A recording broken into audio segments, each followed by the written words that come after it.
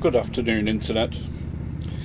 The average age of riders in the UK as of 2026 is between 54 and 57 years.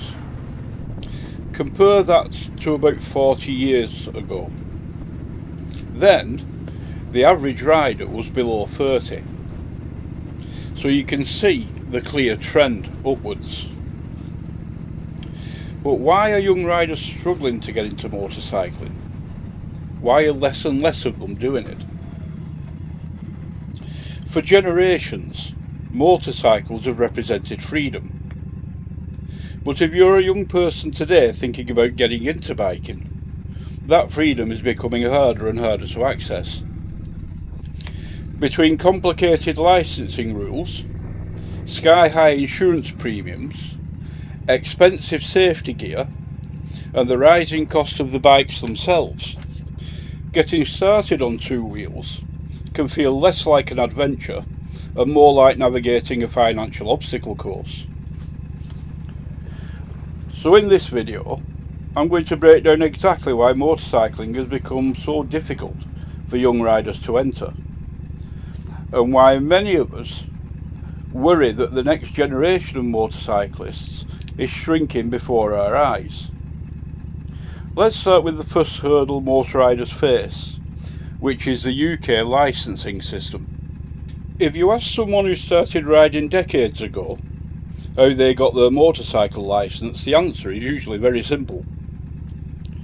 We passed one test, and that was it. We were free to ride then virtually any motorcycle we wanted. We got the bike, hit the road, and just figured it out for ourselves. Today, especially in many parts of Europe and the UK, things are very, very different. Instead of one straightforward test, young riders are confronted with a multi-stage licensing system that can feel confusing, restrictive, and expensive. There are different licence categories, depending on your age and the power of the motorcycles you're allowed to ride. For example, riders might begin with a small capacity learner bike, move up to a restricted licence, and only years later qualify for an unrestricted one. Each step usually requires additional tests, additional training, and of course, additional fees. At 16 years old, you can qualify for an AM licence. That allows you to ride a bike of up to 50 cc's with a maximum of 4 kilowatts and a design speed under 28 miles an hour.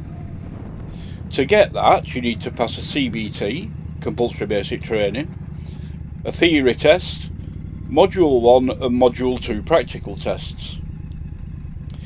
Then at 17, you can go for the A1 licence, which allows you to ride bikes up to 125cc with a maximum power of 11 kilowatts.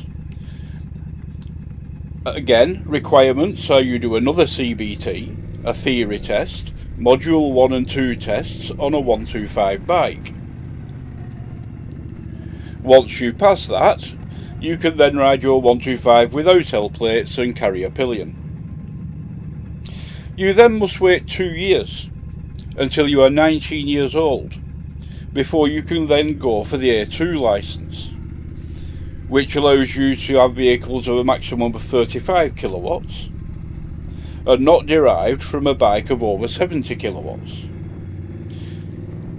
There are two ways to get that: a direct access, which is a CBT, theory and A2 practical tests, or a progressive access, which is an upgrade from your A1 licence after 2 years plus an A2 test. Now once you've got your A2, you then need to wait until you're 21, at which age you can go for your A licence. This entitles you to any bike of any size and power, but the bike that you take your test on must be at least 595cc or 40 kilowatts. Now there are two ways to get that licence. Progressive access means you're 21 or above and have held an A2 licence for a minimum of 2 years. You will then take a practical test, and if you pass, you'll have your A licence. Or, if you are 24 years and older, you can do a direct access licence without going through the rigmarole of the A1 and A2. You can get your CBT, a theory test, and your A test. Being 16 years old, to actually getting your A licence and the bike you've dreamed about all those years is a minimum of 5 years, and the likelihood of it being longer. This means that young riders are often forced into this long, drawn-out progression before they can legally ride any bike that originally inspired them to get into motorcycling in the first place. Imagine being 18 years old, dreaming about riding a powerful sports bike, only to discover that you may have to spend several years riding progressively larger machines before you're allowed to even consider it. From a safety perspective, the idea makes sense. Gradual progression reduces risk and helps riders gain experience, which is better than a hope, a prayer, and a 1000cc plus monster between your legs capable of 150 plus horsepower. But from the perspective of accessibility, it just creates barriers. Each step requires more time, more lessons, more money. And that's before you even talk about the cost of insurance. For most young riders, and some older ones, insurance is the single biggest obstacle preventing them from getting on the road. Insurance companies assess risk, and statistically speaking, younger riders are considered higher risk. Less experience, greater likelihood of accidents, and sometimes more aggressive riding behaviour all contribute to a higher premium. But in recent years, these premiums have reached levels that many young people simply cannot afford. It's not unusual for a younger rider to receive an insurance quote that costs as much as or even more than the motorcycle itself. Imagine saving up for months to buy your first bike, only to discover the insurance costs twice the price of the machine. For some riders, that means the dream ends right there before it even begins. And even when riders find insurance they can afford, it often comes with many limitations. Higher excess fees, strict mileage limits, requirements for additional security devices like locks, alarms and tracking systems. Every extra requirement adds more cost. Insurance companies would have you believe that they are taking all the risks by insuring you, all the financial risks. But this simply isn't the case, because if you do make a claim, they will bend over backwards and go through hell and high water to recoup that money they've had to pay out, starting with increasing your insurance premium for the following year, sometimes doubling or more what you paid originally. In my opinion, this is something that the government need to seriously look at and start to legislate to protect riders and drivers, for that matter, against these greedy and ever increasing insurance premiums.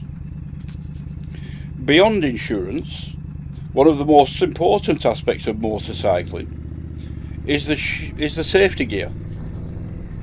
Unlike cars, motorcycles offer very little physical protection in the event of a crash, so riders rely heavily on protective clothing to reduce the severity of injuries.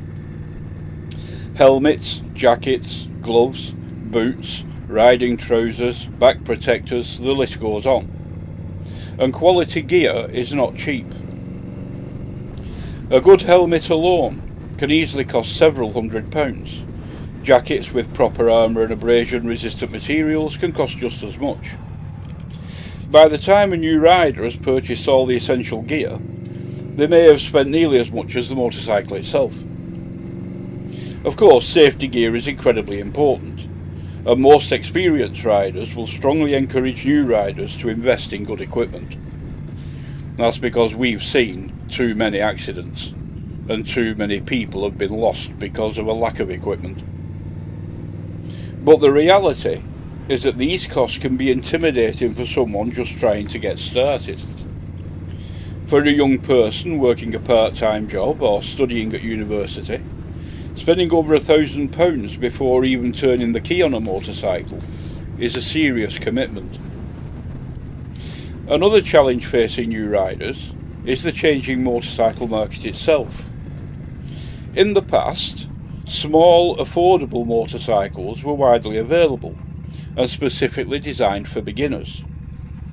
Today, many entry-level bikes are still relatively affordable, but prices have gradually increased due to stricter emission standards, improved technology, and inflation across the industry. Modern bikes often come equipped with advanced electronics, fuel injection systems, and sophisticated safety features like ABS and traction control. These are great developments for safety and performance, but they also raise manufacturing costs, and those costs are always passed on to the buyer. That means even beginner bikes can feel expensive for someone just starting out. There are also broader cultural changes affecting the number of young people entering motorcycling. Urbanisation, rising living costs, and changes in transportation habits all play a role. Many young people today rely more heavily on public transport, cycling, the taxi of mum and dad, or simply walking, instead of owning personal vehicles. In larger cities, owning a vehicle, whether a car or motorcycle, can be impractical due to parking restrictions and congestion charges, not to mention the high number of motorcycles that get stolen every year because of a lack of effective security. At the same time, wages for younger workers have not always kept pace with the rising cost of living. Rent, education, and everyday expenses often take priority over hobbies or recreational vehicles. Motorcycling, which once represented an affordable form of transport, could now feel like a luxury for some people. Another issue that rarely gets discussed is the experience gap between generations of riders. In the past, many riders, like myself, grew up around motorcycles. Family members rode, friends rode. Bikes were a part of everyday life. That exposure made it easy for young people to learn about motorcycles and develop an interest early on. But if fewer young people are able to get into riding today, the cycle just continues and gets worse. Fewer new riders means fewer future mentors, fewer riding communities, and fewer opportunities for beginners to learn from experienced motorcyclists, and the culture slowly shrinks. Despite all these challenges, motorcycling still holds a powerful appeal. There's something uniquely special about riding a bike. The sense of connection, the feeling of freedom and independence, the simplicity of two wheels and an engine. For many riders, it's not just transportation, it's the whole experience. And that passion is exactly why people continue to fight through the barriers to get started. They save money, they research affordable bikes, they buy second-hand gear, they take tests and navigate the licensing system. Because once you experience riding, it's hard to imagine life without it.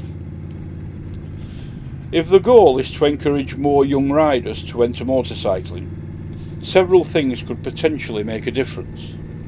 Simplifying licensing systems could make the process less intimidating, which is something this year that the government are actually looking into changing. Insurance companies could explore more feasible pricing models that reward safe riding behaviour, or the government should legislate to make them do so. Manufacturers could continue investing in affordable entry-level motorcycles, because if they don't look after the young, then there won't be any old to buy the bikes later on. And riding communities themselves can play an important role by supporting beginners and helping them navigate the early stages of motorcycling. Experienced riders need to help the new ones, because ultimately the future of motorcycling depends on those new riders. If the barriers become too high, fewer people will be able to take that first step. Motorcycling has always required commitment. There have always been risks, costs and challenges involved. But for many young riders today, those challenges have grown significantly. Well, thank you for listening. Please comment below on what you think about the way things are for newer riders these days. And please like and subscribe, because it will help us a great deal. But for now, keep the rubber on the road, people, and enjoy the rest of the ride.